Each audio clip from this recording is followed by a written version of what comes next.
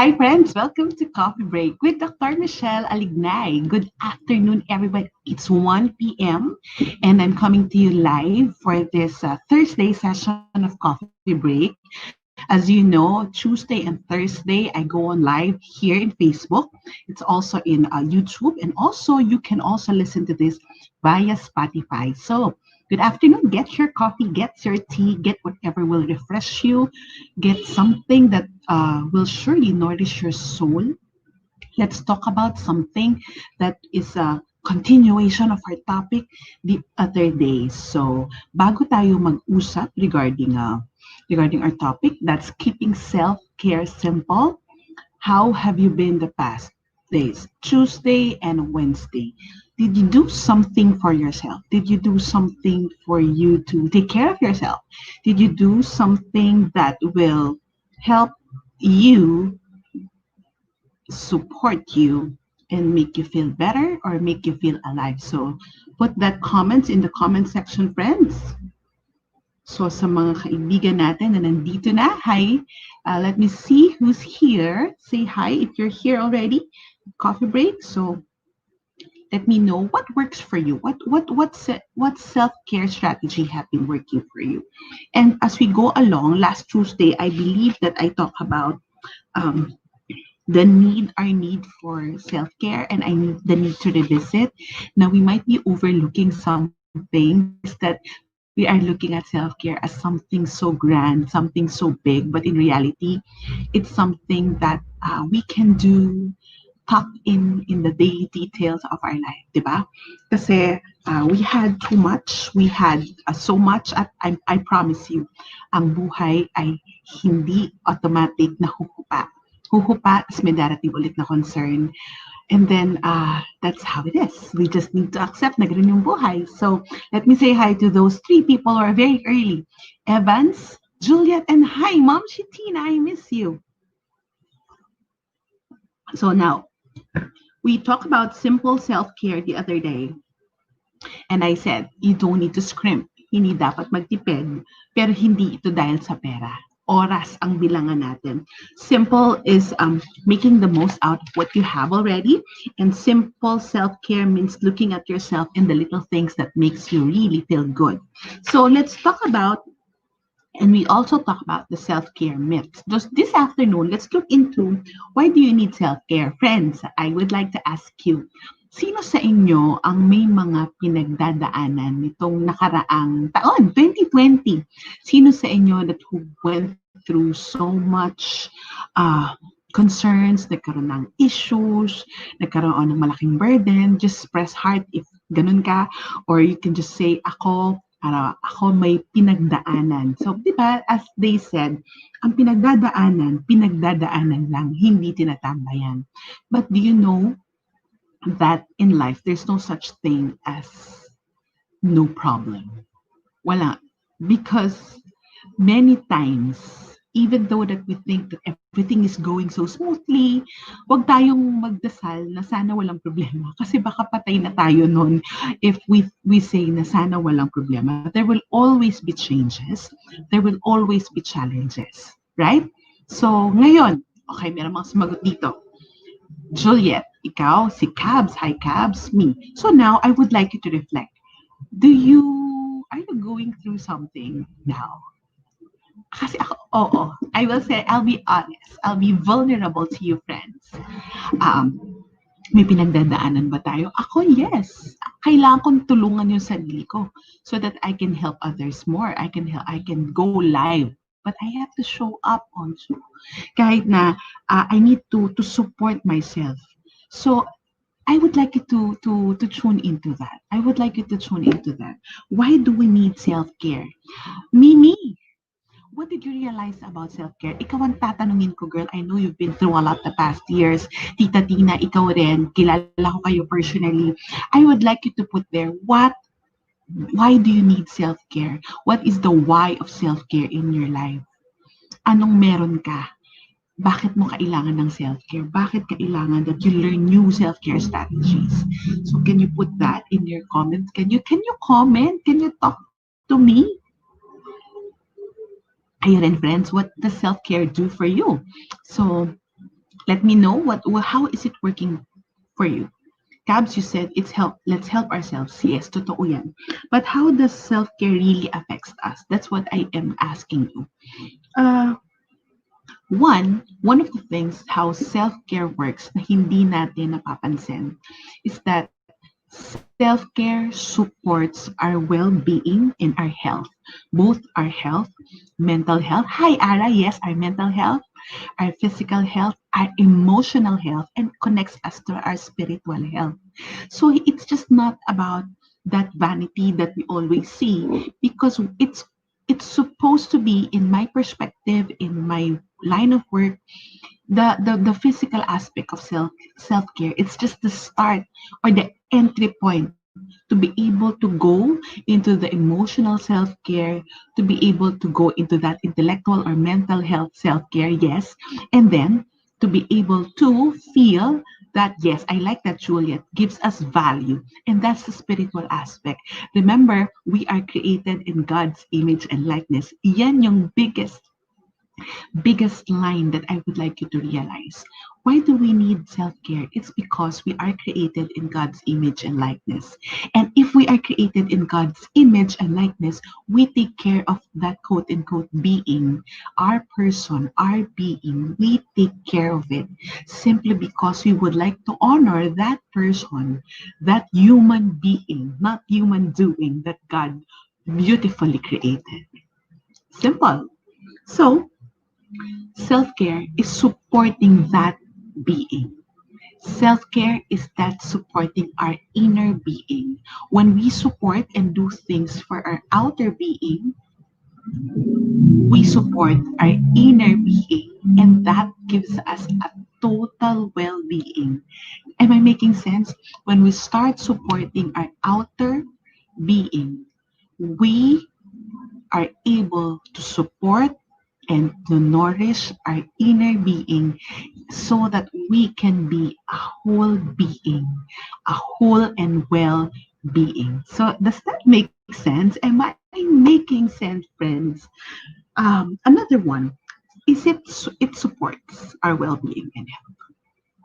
Another one, it actually helps us in healing and recovery.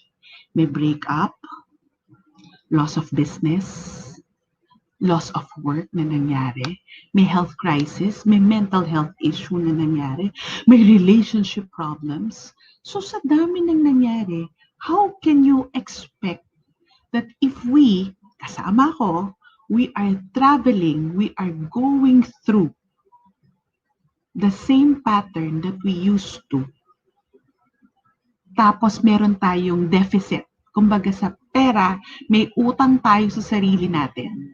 Tapos pareho pa rin yung spending patterns natin. Do you think makakaipon tayo? Magkakaroon ba tayo ng self-care deposit? No. And that it's why we need to continuously do self-care in order for us to heal and recover. Mimi, I know that you're going through, my friend Mimi is from Peace Davao. Hi, Mimi. Self-care helps me keep sane. It keeps me going kasi kung hindi baka matagal na akong sumuko. It helps me remind myself na buhay ka pa, Mimi. Yes, Mimi, buhay na buhay ka. And I really honor you because I know you had a lot of severe health challenges. And I admire you for this being open. And I would like to capture that. So that you need to continuously that. Gusto kong kunin yung sinabi mo. You need to remind yourself na buhay ka pa. And self-care is actually a concrete reminder for us to continuously doing things, to be able to heal, to be able to recover. Hindi masasagot ng isang getaway, bakasyon sa bundok, bakasyon sa dagat, bakasyon sa gitna ng bukid, ang isang malaking problemang dinaras natin. Hindi ito band-aid solution. It continuously needs to be done creatively, deliberately. For example, I'll be honest with you, parang I'm recovering in some ways in too many things that happened to me last year. And then this morning, I woke up not feeling too okay. And then I realized that hindi siya automatic. Hindi porke ginawa ko na tong self-care activities ko, the past weeks, and I've been slowing down the past week, it's not an automatic thing that I will automatically be healed. And it's not a plateau or pan increasing in as I transverse the daily life. Hindi automatic na okay na ako. Okay na ako agad. It's not automatic. Hindi siya automatic na mangyayari. Because there would be days that we would feel down. There would be days that there will be extra challenges. There will be days that no matter how much you plan things, it's not gonna work the way you planned it. And that is critical. May process siya, and that process is unique to each of us. Tama, Sheena, tama, Cabs. May process, but that process is unique to all of us. And that process, sometimes we are in control of the process, and sometimes we just have to simply be and to sit down to experience the process, but not to defile it. That's why I was chatting with a friend of mine earlier, and then sabi niya, tayo ulit tayo tapos laban lang. Sabi ko, sino bang nakikipaglaban? I don't like that line, laban lang. Because sino bang kinakalaban mo? Sino ba ang hinaharap mo? Kasi pag nilabanan natin, all our energies will be left and we will be left with nothing. But maybe it's saying that pursue, push forward, move on, move forward, di ba?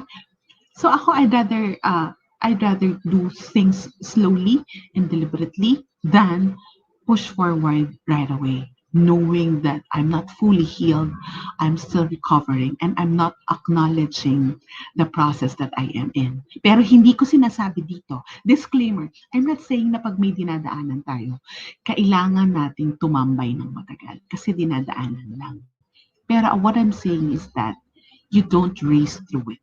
Hindi ka dire-diretso lang. At never overlook your process because many times, we do not want to sit down with the unpleasant things that we are experiencing. We don't want to sit down with that unpleasant emotion, with that unpleasant situation. That's why we don't learn and we don't get healed. What you don't feel, you cannot heal. Can you say that with me? What we cannot feel, we cannot heal. So, if we don't take note of of what support you need, of how self-care can actually help you, kung gagawin mo lang yung self-care dahil gusto mo lang makalimot, quote unquote, no, it's not gonna work that way. Self-care is actually being deliberate with yourself, taking care of yourself, and being aware of how this activity, how this pursuit is helping you. It's not about escaping. It's not about indulging. It's simply about healing and recovering. So the issues will always be there, but the magic of self-care will support you if you know how to sit down and be in tune with your own process. Ang lalim ng sinasabi ko, friends, but I know that my friends here in Coffee Break gets me. Another one. So it's our support, it's our healing and recovery. And of course, as you say, it's for our sanity and mental health. Totoo yan. Studies have proven that many people have gone through that. How continuously taking care of yourself can you support us, especially during this time that we are. My God, we're 10 months already in this situation. Until when will this be? We don't know. We are still in the middle. We're not yet done. Kahit na may vaccine now, we're still not in. And then even though that there is a vaccine already, you know what we need to vaccinate ourselves with? Yung tong self-care activities, punuin muna natin yung sarili natin. Kasi hindi tayo agad babalik with our old normal. Things will never be the same. So why not start doing something for yourself instead of waiting for life to dictate to you what to do? Instead of waiting for you to get sick. Instead na may iniintay na lang ba tayong magic? May iniintay na lang ba tayong solusyon na bubukas para sa atin? No. What we can do if things are uncertain, one thing that's certain, we are responsible for our self-care because that will keep our sanity, that will keep our mental health intact. And friends, if we know how to take care of our mental health, if we know how to support it through self-care, do you know that our physical bodies also responds? So that's why Self-care, it's not only physical for the mind or for the body, it's really for our total well-being because there is such thing as a mind-body connection. I think I have one of the episodes last year of Coffee Break on that topic, okay?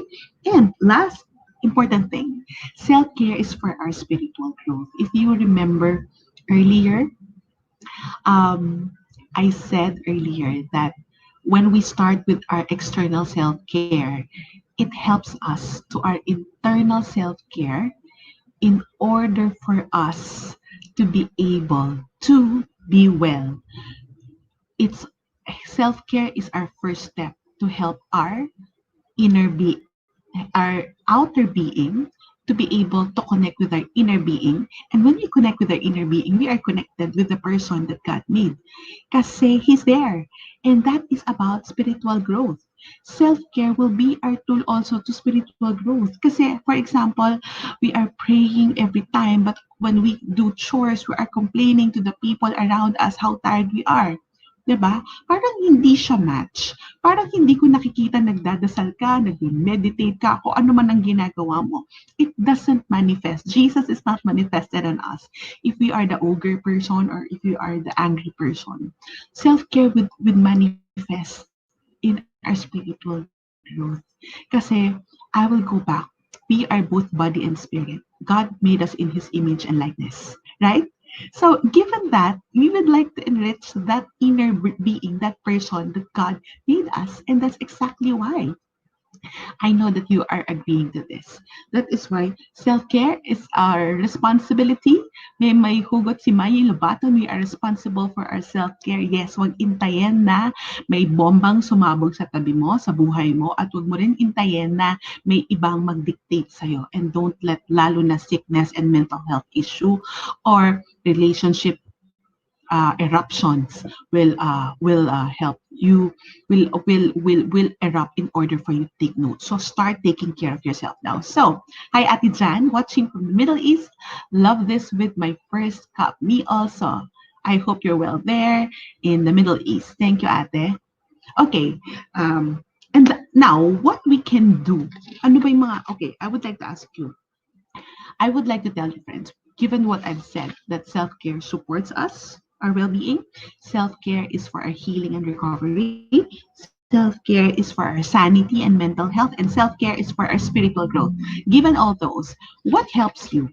What little self-care activity helps you? Because I would give you the guideline on how you can curate your own self-care measure. How can you be able to do something for your health and your well-being consistently?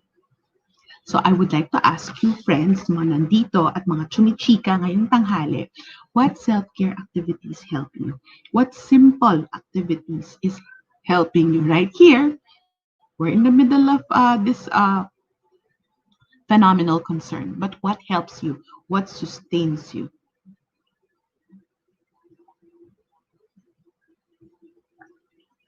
Okay? Hi, Mom, she finds. Okay? Meron bang sagot ang mga friends natin dito? Anong nakakatulong sa inyo? Do you know that for me, I've been drinking in the morning, I will drink coffee, but in the afternoon onwards, I will drink tea. And that is helping sustain me. And this is a simple self-care strategy. I don't need to spend much. Yes, I spend for buying tea. But it's not about buying tea, but it's about that experience of having it. Kasi you may have the most expensive tea in the world, but how are you taking it? Okay, so let's see here. 9 hours of sleep. 9 hours of sleep, congratulations. Meditate, Aimee, congrats. Wow. Exercise and coffee, Tita Tina. Joy, sleep, wearing my favorite lippy while working from home. Me also. Huwag sayangin ng mga lipstick. Starting the day with mass and prayer. That's nice, Imelda. Mads, quiet time, coffee break, and shower. Huhu! Ang sarap maligo! Connecting, Maria Cynthia, connecting with supportive friends. Take note. Connecting with supportive friends. You don't connect with everyone.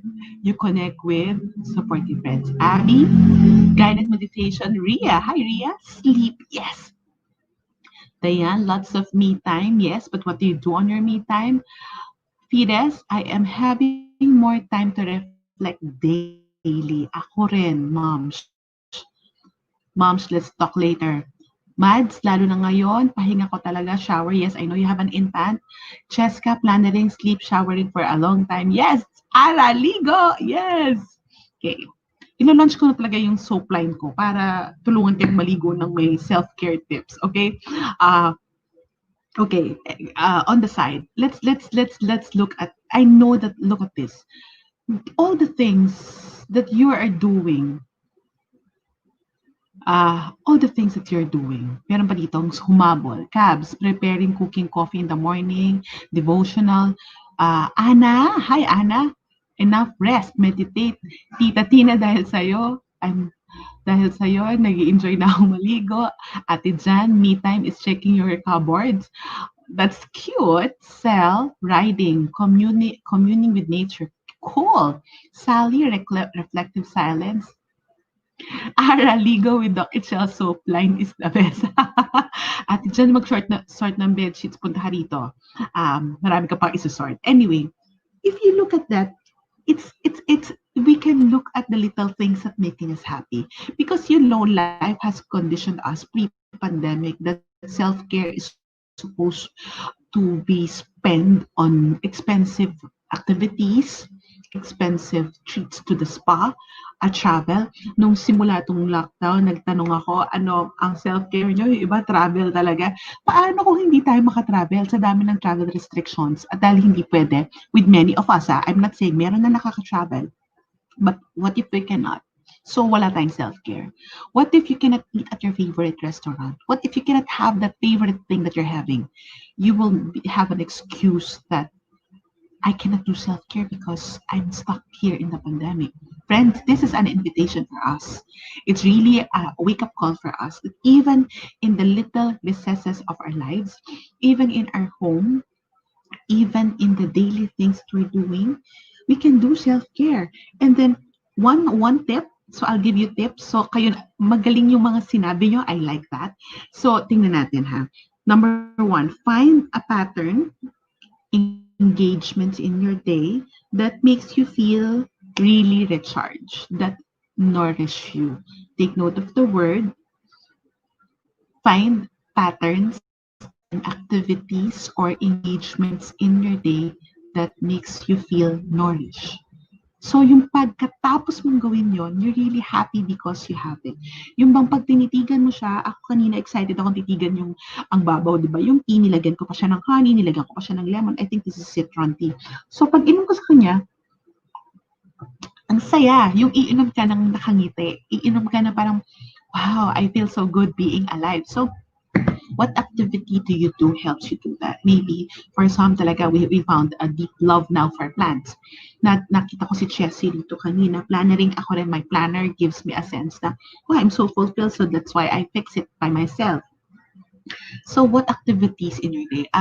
One thing that I've done when this year started is to sit down with my devotional, to sit down in prayer, and to just sit down. For I devote more than 30 minutes a day to read, to reflect.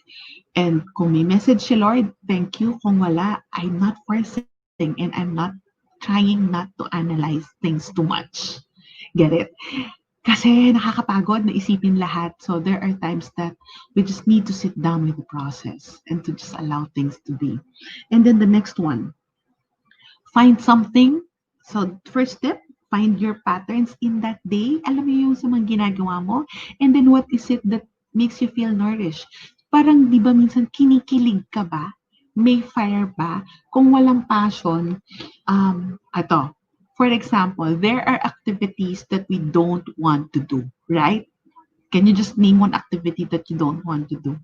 Yung parang, oh my God, gagawin ko to today. I'm dragging myself. Is there something in your day, in your life that's like that? And that is okay because there are things that kailangan natin gawin. Tama? Kung meron dyan, please put that in the comment section. But here's my tip, and let's do it together. Amp it up. Ibig ko sabihin, kung ayaw mo itong ginagawa mo, gandahan mo.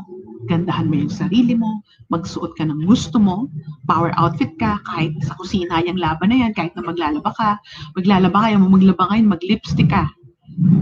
Kung ayaw mong gawin to, ayaw mong kausapin tong tao to, and you know that there's an activity that you do not want to finish or you do not want to fulfill because it's gonna drain you.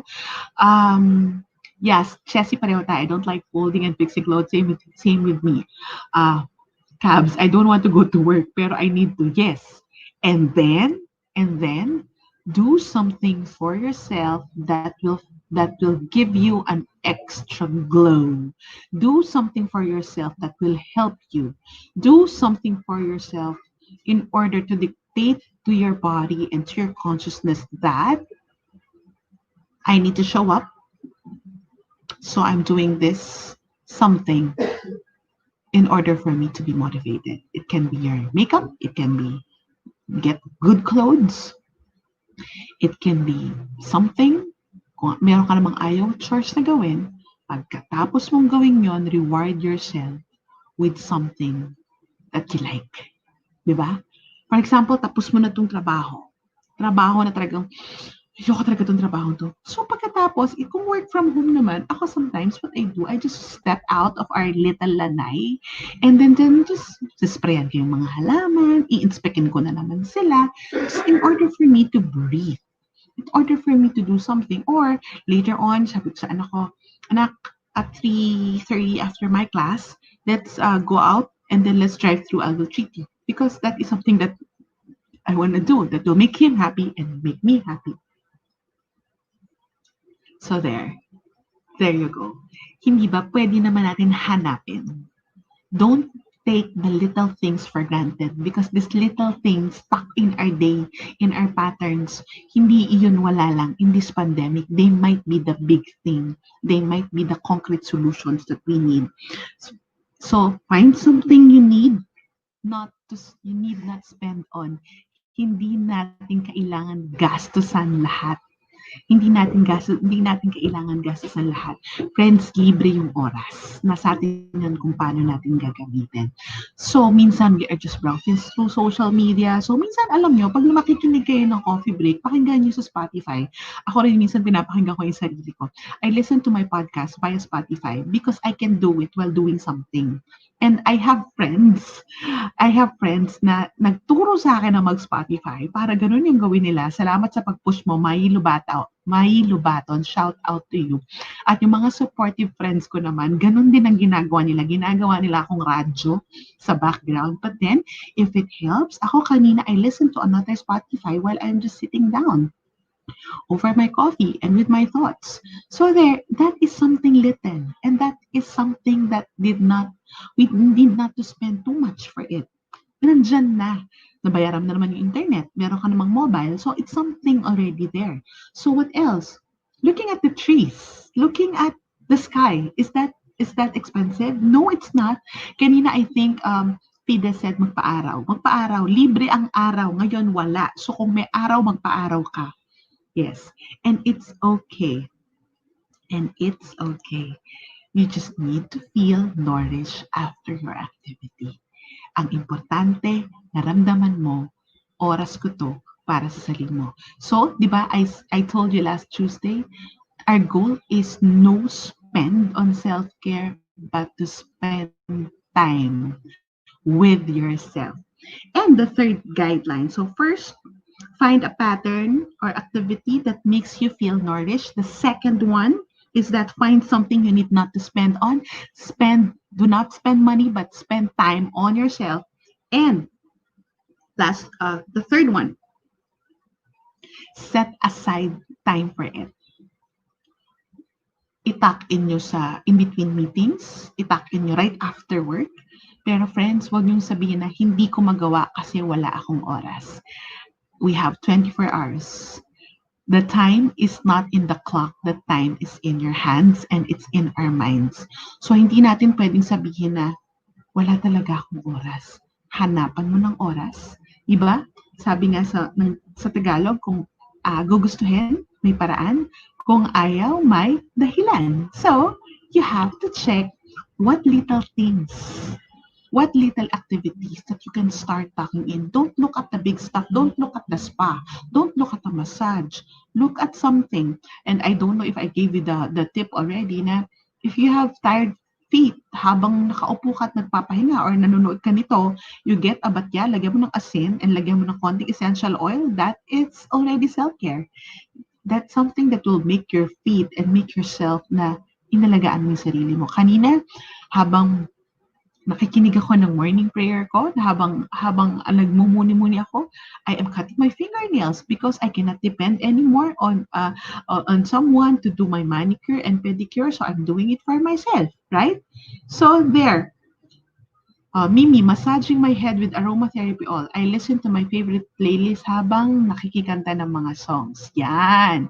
Hanapan ng oras. And third, and lastly, my last tip, friends, self-care activities should make us feel whole, not just well. It makes us feel good, yes, but it's connected to how we treat our mind, is how we treat our minds, how we support our bodies, because that's how we support our spirit. 'Di ba? Kaya siya mind, body, and spirit. Self-care is supposed to be how we are taking care of our well-being to be whole beings. I think that's a quote that I have in my book, The Beauty of 40. When you take care, I'll show you my book. And if you want signed copies of my book, and if you want to give it to good friends and loved ones this coming February, you can order through me. Uh, you just have to message my Facebook page so you can get directly signed copies from me. Okay? What I'm saying here is that I said that in this book. We need, in order for us to support our well-being, we need to be whole beings. Our well-being will allow us to be whole being. Friends, I like that analysis. Hindi tayo mga hipon. Ang hipon, di ba? Alam nyo yan? I don't know if you've heard me say this. Sabi nila, ang hipon, ulo, katawan lang yung may pakinabang. Spiritually, we are mind and body and spirit. Hindi tayo katawan lang. So we are just not human doings, but we are human beings. We have a mind and we have a heart, we have emotions, and we have a spirit to take care of. So that is why we are after our own well-being, so we can support our whole being. We can grow in our spiritual life. We can grow in our personal life. Kahit na ano pang sabihin ng iba, kahit na ano pang nangyayari sa buhay natin, kahit na ang hirap ng relasyon, ang hirap magpalaki ng anak, ang hirap makipag-deal sa asawa at sa ating pamilya, friends. Self-care, it's our responsibility and it's something that nobody can take away from us. Why? It starts with a deliberate intent, with a mindset that I need to do this because I want to support myself, I want to heal and recover, I want to grow spiritually, and I want to nourish my mind and body. So, you have to keep self-care simple. Walang reason dahil walang pera, walang reason na walang oras, walang reason na walang gagawa. We are in charge. Can you say that with me? I am my self-care maker. Can you put that in your comment section, friend? Kaya madalas yan hashtag ko, self-care maker. Can you say with me, I am my self-care maker? Kaya ako yan madalas sabihin kasi kailangan natin malaman that we are our own self-care maker. And with that, please let me know how this episode has helped you. And if you can share this to family and friends, please do so. I would see you again next week, Tuesday and Thursday at 1 p.m. 1 p.m. friends, so that we can engage, we can talk about family life, well-being, and faith here at Coffee Break with Dr. Michele. God bless you, friends. Thank you. Be your own self-care maker.